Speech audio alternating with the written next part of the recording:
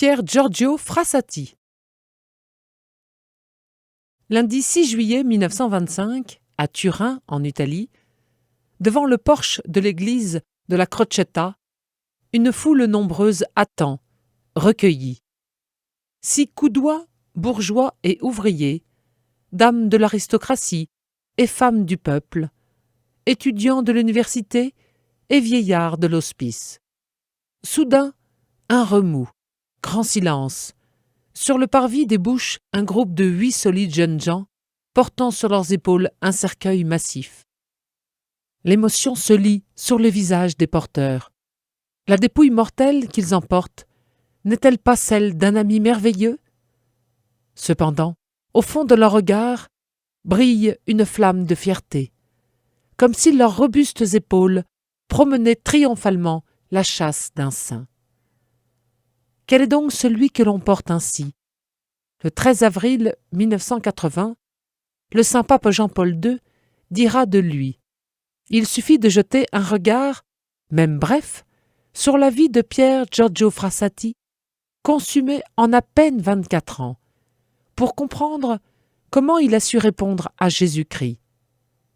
Ce fut la réponse d'un jeune moderne, ouvert aux problèmes de la culture, des sports, un alpiniste de valeur, aux questions sociales, aux véritables valeurs de la vie, et en même temps d'un homme profondément croyant, nourri du message évangélique, au caractère ferme et cohérent, se passionnant au service des frères et brûlant d'une ardente charité qui le menait, selon un ordre de priorité absolue, aux côtés des pauvres et des malades. Le christianisme est joie. Pier Giorgio était d'une joie fascinante, une joie qui surmontait aussi autant de difficultés dans sa vie, car le moment de la jeunesse est toujours un moment d'épreuve de force. Une pour toi, une pour moi. Pier Giorgio Frassati, qu'on appellera le fils de la fête, est né à Turin, le samedi saint 6 avril 1901. D'une famille aisée de la bourgeoisie du Piémont, son père sera pendant quelques années ambassadeur à Berlin, l'enfant hérite des qualités et des défauts de ses compatriotes. Énergique, volontaire, têtu même, et assez peu communicatif. Ils sont, en outre, économes, encore que ne redoutant point les charges de famille, positifs et réalistes, avec un certain esprit d'aventure. La droiture innée de Pier Giorgio le rend ennemi du mensonge et loyal jusqu'à être esclave de la parole donnée. Aucune force au monde, pas même sa faim de loup, ne lui fera toucher d'un mets ou d'une friandise qu'il sait à portée de sa main quand sa mère lui en a fait la défense formelle. Un profond sentiment de compassion le porte à soulager toute souffrance. Il prend parti instantanément pour les faibles. Passant une fois avec son grand-père à l'école maternelle, lors du repas de midi, Pier Giorgio est fasciné par les longues tables de marbre où sont creusés les emplacements des écuelles. Soudain, il aperçoit au fond de la salle un enfant, tenu à l'écart en raison d'une maladie de peau. Il s'approche de lui et distribuant « une cuillère pour moi, une cuillère pour toi », il efface du visage du petit la tristesse de la solitude. Il n'a que 5 ans, lorsqu'un jour à la maison, son père congédie sur le pas de la porte un pauvre ivrogne que son haleine vient de trahir. Pier Giorgio s'approche tout sanglantant de sa mère. « Maman, il y a un pauvre qui a faim, et papa ne lui a pas donné à manger. » Sa mère, croyant entendre dans cette plainte un écho de l'Évangile, répond « Cours dehors, fais-le monter, et nous lui donnerons à manger. » Un coffre-fort. Mais la beauté de ce tempérament n'est pas sans ombre. Son physique vigoureux et sa personnalité énergique s'extériorisent souvent par des réactions violentes, surtout lors des différends avec sa sœur Luciana, plus jeune que lui de 17 mois. Têtu est l'épithète qu'on lui décoche le plus volontiers en famille. Et quand il ne veut pas parler, il ferme la bouche comme un coffre-fort dont lui seul détient la combinaison. L'éducation sans mollesse, reçue au foyer, l'aide à corriger ses défauts.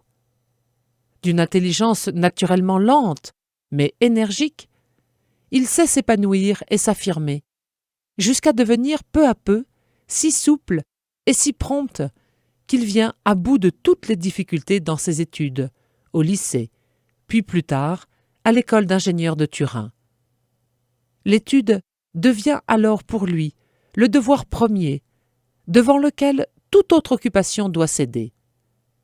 La bataille est rude pour son tempérament bouillant. Quel supplice que de se figer pendant des heures devant d'austères manuels, alors que sa passion de la montagne aurait si vite fait de l'emmener en quelques excursions pittoresques. Mais les difficultés sont pour lui l'occasion d'ascension morale. En face de l'épreuve, loin de baisser les bras, il ressaisit ses énergies et se remet à l'ouvrage avec courage. Mais c'est surtout dans la foi et la prière qu'il puise sa force.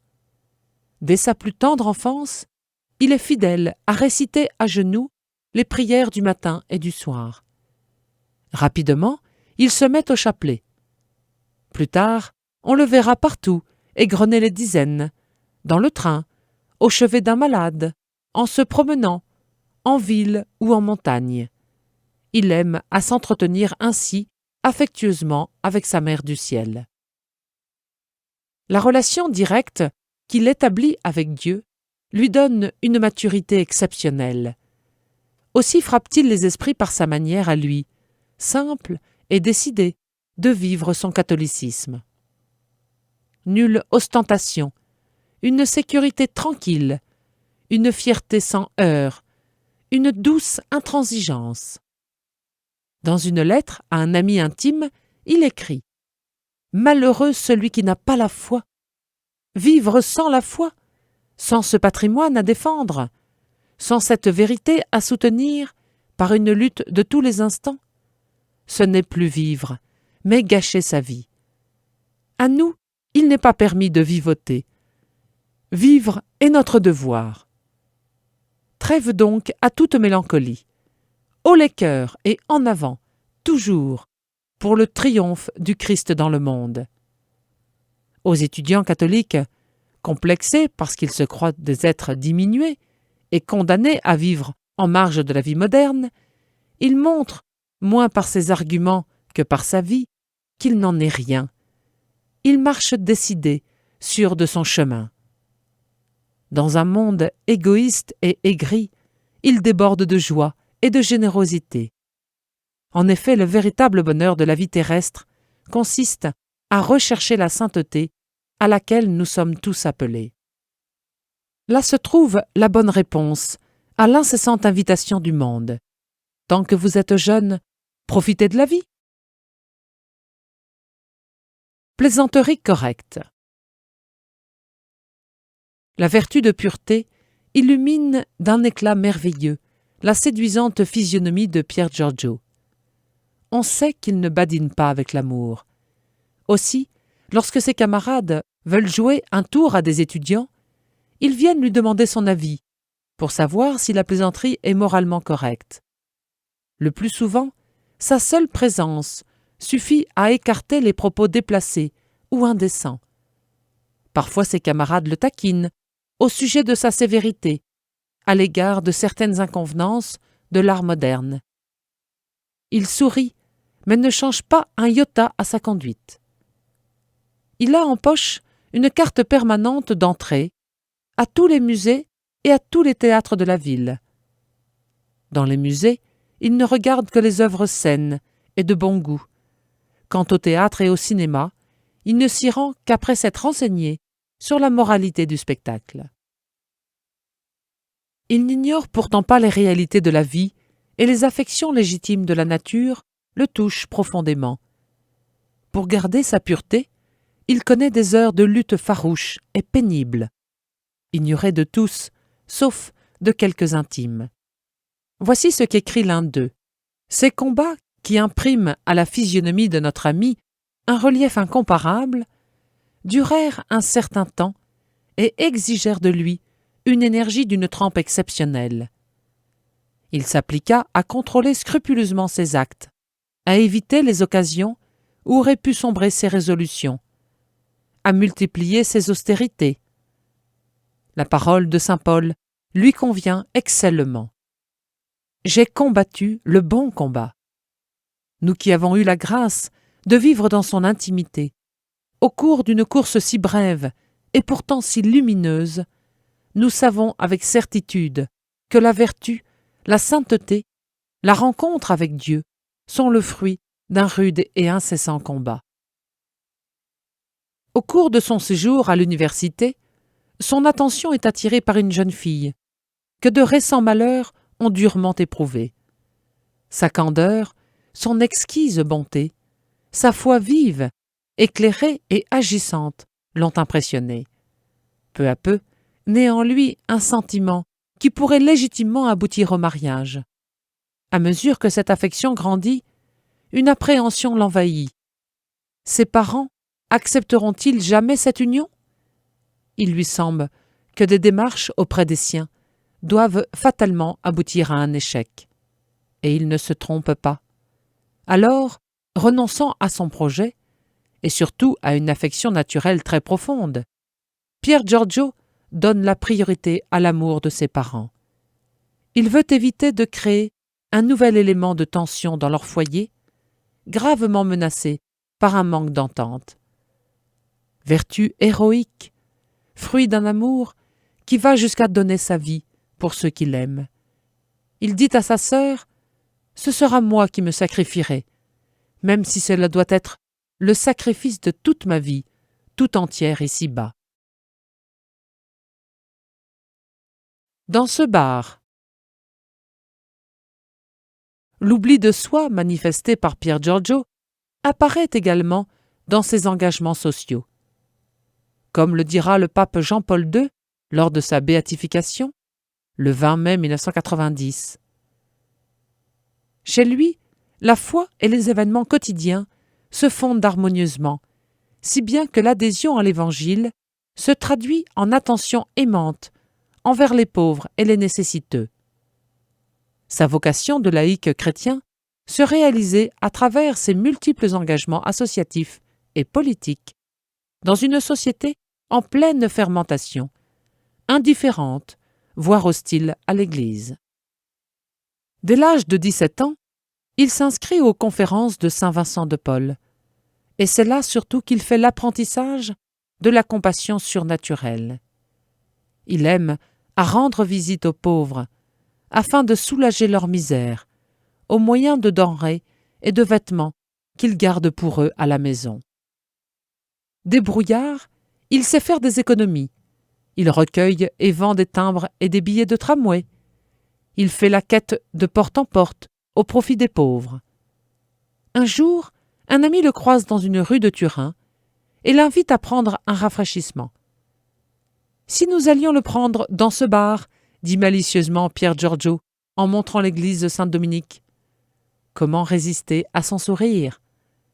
Après quelques minutes de recueillement, comme ils vont sortir, le jeune Frassati, avisant un tronc, souffle à voix basse. « Et le rafraîchissement, on le prend ici ?» L'ami comprend et jette son obole, non sans sourire lui aussi. « Et je te rends la tournée », ajoute Pier Giorgio, glissant à son tour une aumône. Dieu seul connaît tous les sacrifices que le jeune étudiant s'impose. Il lui arrive, au fort de l'été, de rester à Turin, afin de continuer à soulager les pauvres, alors qu'il pourrait travailler dans la fraîcheur de la campagne. En effet, pendant cette période, tout le monde s'en va, et personne ne se soucie plus de visiter les infortunés. Le plus grand commandement social. Mais son zèle apostolique le porte également à œuvrer pour pénétrer d'esprit chrétien la mentalité et les mœurs, les lois et les structures de la communauté. Dans une situation sociale et politique très tendue, Pier Giorgio sans le besoin d'aller au-devant du peuple, et il participe aux activités de plusieurs associations sociales ou politiques, où il ne craint pas de s'afficher comme catholique convaincu. Il faut, pense-t-il, travailler aux réformes nécessaires en faveur des ouvriers, afin de faire disparaître la misère et d'offrir à tous un niveau de vie acceptable. Il a compris que la conversion du cœur n'élimine nullement, mais impose au contraire, l'obligation d'apporter aux institutions et aux conditions de vie, quand elles provoquent le péché, les assainissements convenables pour qu'elles se conforment aux normes de la justice et favorisent le bien au lieu d'y faire obstacle. Extrait du catéchisme de l'Église catholique. La tâche est difficile, et Pier Giorgio s'en rend compte. Il écrit « De par le monde, il y a tant de méchantes gens, et qui n'ont de chrétiens, hélas, que le nom, et non l'esprit. C'est pourquoi je crois qu'il nous faudra attendre longtemps, avant de connaître une paix véritable. Notre foi nous apprend toutefois que nous ne devons pas perdre espoir de voir un jour cette paix. La société moderne s'enlise dans les douleurs des passions humaines et s'éloigne de tout idéal d'amour et de paix. Pour lui, il n'y a pas de solution à la question sociale en dehors de l'Évangile. Il faut en effet le secours de la grâce pour découvrir le sentier, souvent étroit, entre la lâcheté qui cède au mal et la violence qui, croyant le combattre, l'aggrave. C'est le chemin de la charité, c'est-à-dire de l'amour de Dieu et du prochain. La charité représente le plus grand commandement social. Elle respecte autrui et ses droits. Elle exige la pratique de la justice et seule nous en rend capables. Elle inspire une vie de don de soi. Qui cherchera à conserver sa vie la perdra, et qui la perdra la sauvera. Ce n'est pas un roman. Un jour, il surprend un camarade en train de lire un livre contenant une doctrine fort douteuse. « Ce livre ne vous convient pas, dit-il. Faites-moi le plaisir de ne pas le continuer. Aujourd'hui même, je vous en apporterai un plus beau. » De fait, dans l'après-midi, il lui offre une vie de Jésus-Christ. Ce n'est pas précisément un roman, dit-il, mais les idées en sont magnifiques. Il vous fera sûrement du bien. Il met ainsi en œuvre la recommandation du pape Saint Pie X. La doctrine catholique nous enseigne que le premier devoir de la charité n'est pas dans l'indifférence théorique et pratique, pour l'erreur ou le vice, où nous voyons plonger nos frères, mais dans le zèle pour leur amélioration intellectuelle et morale, non moins que pour leur bien-être matériel. Tout plein de vie qu'il soit, Pier Giorgio ne perd pas de vue l'éternité. Vivre chrétiennement, écrit-il, est un renoncement continuel, un sacrifice continuel qui pourtant ne pèse pas. Si on pense que ces quelques années passées dans la douleur comptent bien peu au regard de l'éternité, où la joie n'aura ni limite ni fin, et où nous jouirons d'une paix impossible à imaginer. Il faut s'agripper fortement à la foi. Sans elle, que vaudrait toute notre vie? Rien. Nous aurions vécu inutilement. Il aime à penser fréquemment à la mort, qu'il attend comme la rencontre avec Jésus-Christ. Doit-il partir en montagne? Il se tient prêt à tout. Il faut toujours avoir la conscience en paix avant de partir, dit-il souvent. Car on ne sait jamais. La mort d'un ami lui suggère ces lignes. Comment se préparer au grand passage? Et quand? Comme nul ne sait l'heure où la mort viendra le prendre, il est très prudent de se préparer chaque matin à mourir ce jour-là. Après la disparition d'un autre ami, il écrit « Somme toute, il a atteint le vrai but de la vie. Il ne faut pas le plaindre, mais l'envier. » Il a souvent étonné ses proches par cette réflexion. « Je crois que le jour de ma mort sera le plus beau jour de ma vie. » En 4 jours. Le mardi 30 juin 1925, il va avec 2 amis faire une promenade en barque sur le Pô. La partie est délicieuse, mais au bout d'un certain temps, Pier Giorgio se plaint d'une vive douleur dans les muscles du dos. Rentré à la maison, il éprouve un violent mal de tête. Le lendemain, la fièvre se déclare. Personne n'y prête attention, car ce jour même, sa grand-mère maternelle rend son âme à Dieu. Le surlendemain, un médecin examine le malade. Soudain, son visage s'assombrit.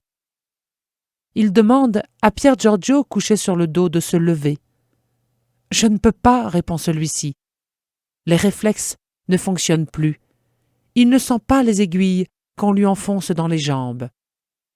3 médecins éminents, appelés par la famille, se rendent au chevet du malade et confirment le diagnostic fatal. Poliomyélite aiguë, de nature infectieuse. Épuisé de fatigue, Pier Giorgio demande une piqûre de morphine afin de pouvoir dormir. Mais le docteur juge cela imprudent. « On ne peut pas, lui dit sa mère, cela te ferait du mal. Offre à Dieu la souffrance que tu éprouves pour tes péchés, si tu en as, sinon pour ceux de ton père et de ta mère. » Il approuve de la tête. Le 4 juillet, vers 3 heures du matin, une crise très grave se déclare. Un prêtre vient lui administrer les derniers sacrements. La paralysie gagne peu à peu les organes respiratoires. À 16 heures, l'agonie commence. Autour du lit, on ne cesse de prier. Le prêtre récite les prières des agonisants. Madame Frassati soutient son fils dans ses bras, l'aidant à mourir, au nom de Jésus, Marie et Joseph. À ces mots, « Faites que je meure en paix en votre sainte compagnie », il exhale le dernier soupir. Il est environ 19 heures. Une atmosphère qui n'est plus de la terre règne dans cette chambre où la mort vient de passer. Tous, à genoux, accablés de douleur, fixent les yeux sur le défunt, comme pour suivre son âme très pure dans sa rencontre avec Dieu. La vraie vie a commencé pour lui. Force intérieure. Jésus l'a promis, « Qui mange ma chair et boit mon sang a la vie éternelle, et je le ressusciterai au dernier jour », nous dit saint Jean au chapitre 6. La messe et la sainte communion quotidienne donnaient à Pier Giorgio l'élan nécessaire pour affronter toutes les difficultés de la vie. « Mangez ce pain des anges », écrivait-il à des enfants, « et vous y trouverez la force pour mener les luttes intérieures, les combats contre les passions et les épreuves, parce que Jésus-Christ a promis à ceux qui reçoivent la Sainte Eucharistie la vie éternelle et la grâce nécessaire pour l'obtenir. Quand vous serez entièrement consumés par ce feu eucharistique, alors vous pourrez en pleine conscience remercier Dieu qui vous a appelé à faire partie de sa légion, et vous goûterez une paix que les gens heureux d'ici-bas n'ont jamais connue. Car le véritable bonheur, mes jeunes amis, ne réside pas dans les plaisirs de ce monde, ni dans les choses terrestres, mais dans la paix de la conscience. Elle est donnée seulement à ceux qui ont un cœur et un esprit pur.